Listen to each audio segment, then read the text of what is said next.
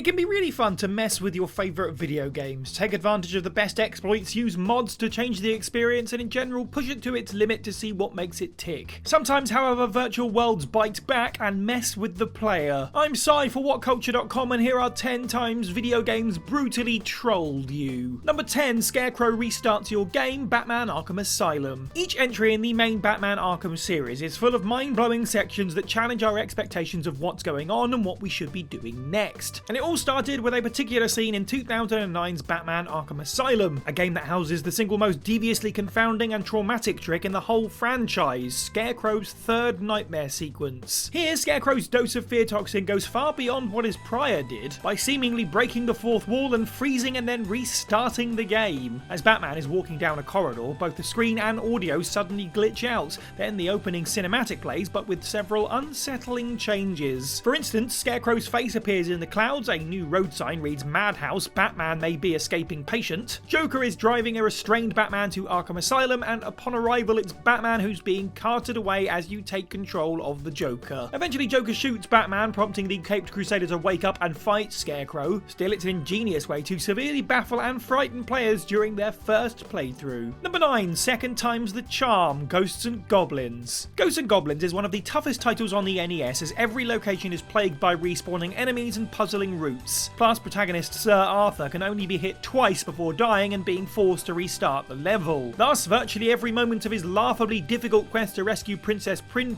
requires tireless concentration and patience. That fact alone shows the lengths to which Capcom went to frustrate and mock audiences. That said, it's what happens after Sir Arthur bests his ultimate foe, the Devil, that truly reveals the developer's malevolence. Once the boss is defeated, a title card appears. This room is an illusion and is a trap devised by Satan. Go ahead dauntlessly, make rapid progress. In other words, everything Sir Arthur just did was a dream, and he needs to restart the entire journey again. At least the final prize for playing through the game twice is worthwhile, right? Well, simply put, Sir Arthur in Princess Prin embrace as another poorly translated message tries to provide closure. Congratulations, this story is happy end. Thank you, being the wise and courageous knight that you are, you feel strength welling in your body. Return to starting point, challenge again. Oh, cool, thanks.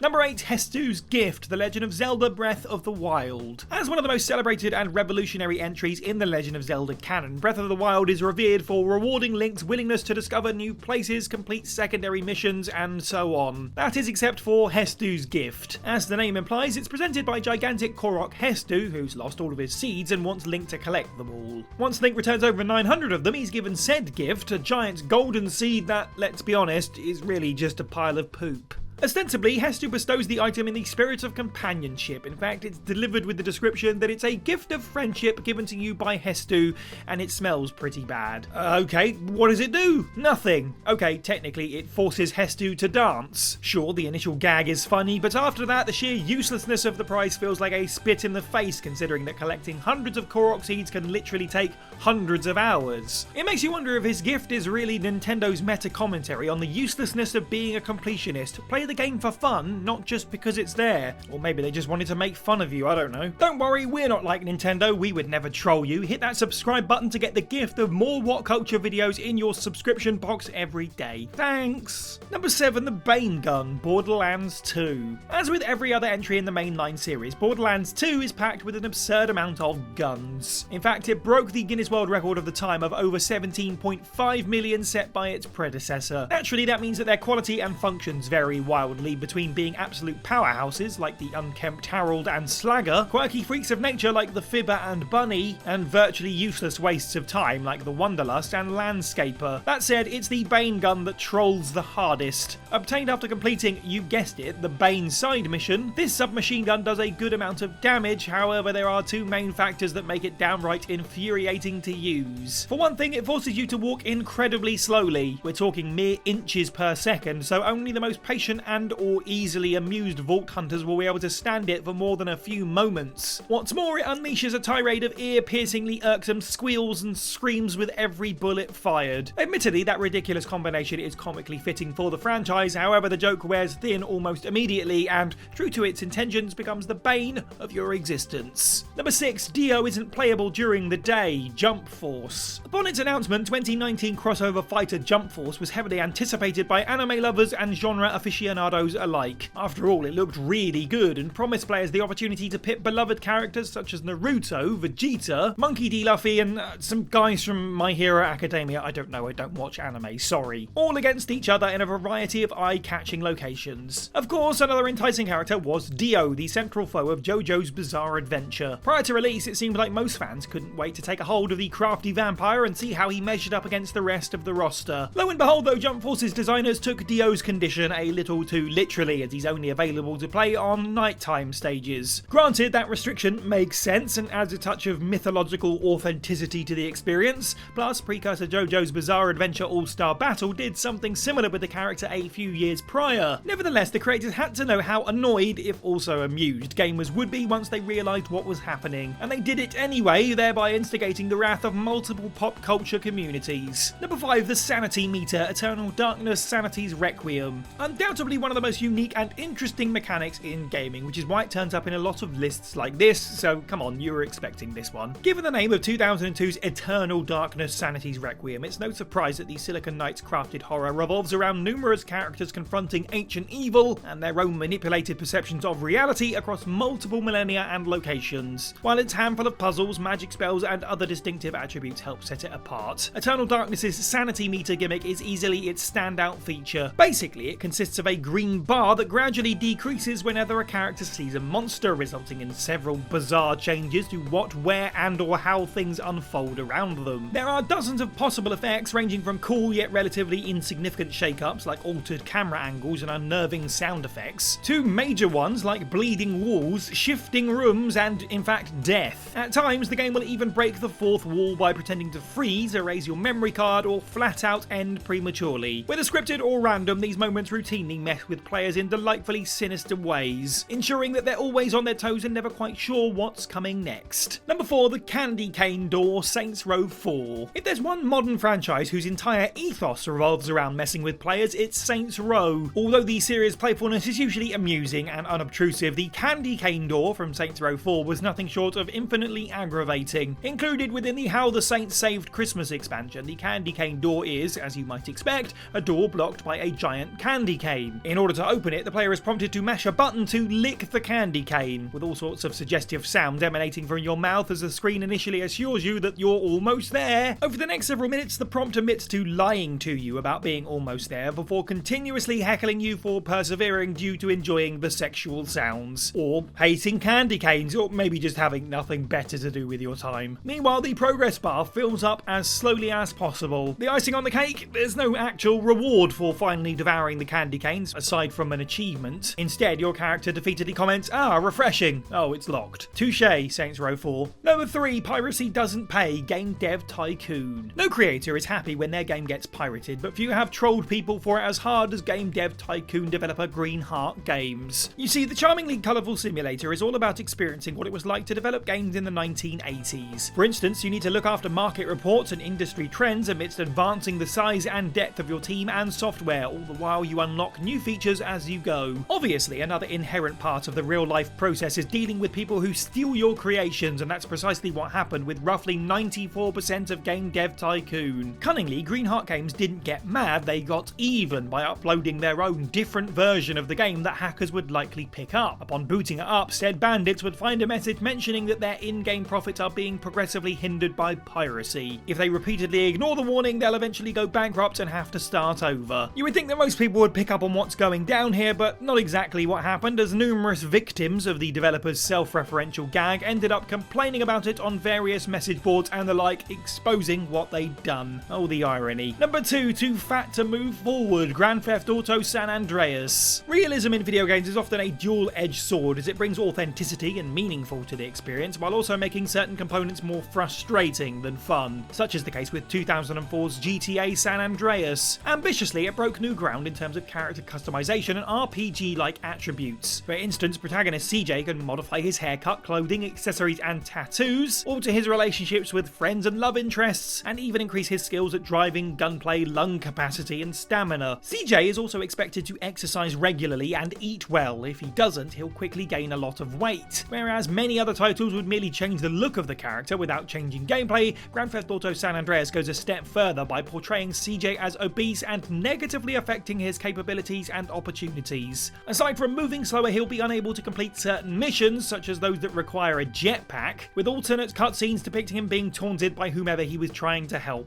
In addition, he'll continuously be mocked by his friends and even some NPCs for letting himself go a little bit. Number 1, Fake Corrupted Data, Metal Gear Solid 2 Sons of Liberty. The Metal Gear Solid catalogue is ripe with WTF moments, ranging from Psycho Mantis controlling your console in the original and the big boss twist of MGS5 The Phantom Pain. Even so, it's hard to deny that MGS2 Sons of Liberty's most famous misdirect is among the franchise's most triumphant trolling. Near the end of the game, divisive hero Raiden receives a codec call from Colonel Campbell, or at least he thinks it's the Colonel, telling him in a distorted voice to turn the game console off right now. When Raiden asks him for clarification, Campbell gets even more animated, shouting that the mission is a failure and reiterating that don't worry, this is just a video game. Then another AI replicant posing as former friend and aide Rosemary warns Raiden that he'll ruin his eyes playing so close to the TV. At this point, some of the characters are basically speaking in tongues, so trying to decipher anything is tricky, but this part certainly stands out because we all know we're playing a video game, and apparently the characters do too. Obviously, it was one of several ways mastermind Hideo Kojima ridiculed players during their quest, as with most of his legendary tricks, he pulled it off brilliantly. Spoiler alert, the solution to most video game puzzles and moments is to leave the console on. Though it's tough to say if anyone actually fell for this, but it certainly left a lasting impression coming out of nowhere like it did. On the subject of Metal Gear Solid 2, it said that a lot about today's society was predicted by the game over 20 years ago. Check out this video on screen now for 7 ways that Metal Gear Solid 2 predicted our exact future. I've been Cy for WhatCulture, and of course, have a good week.